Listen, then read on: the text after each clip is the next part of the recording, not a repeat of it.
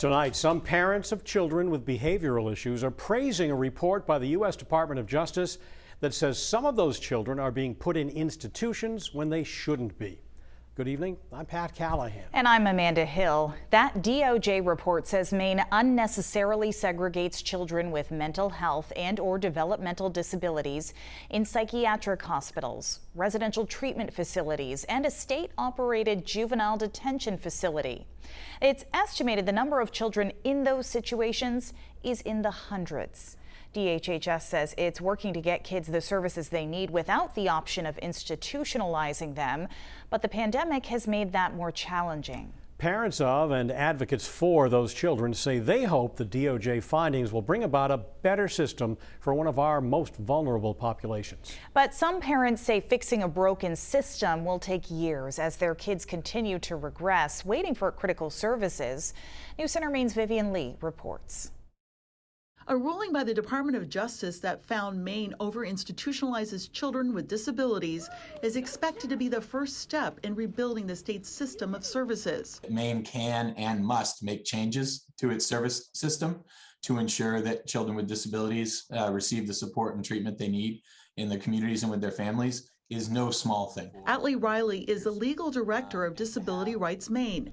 Acting on a complaint filed by the nonprofit advocacy organization, an investigation by the Justice Department found that Maine violated the Americans with Disabilities Act by not making community-based services available to children. Natasha Suleiman's son, Luke, is on the autism spectrum. He spent years waiting for in-home specialized services to help him live independently. Skills that took years to learn, meanwhile, have regressed. The behaviors become unbearable and destructive. And it's not just destructive for the child, it's destructive for the entire family. That behavior resulted in the 16-year-old being admitted to Spring Harbor Hospital in January, which provides behavioral health care services.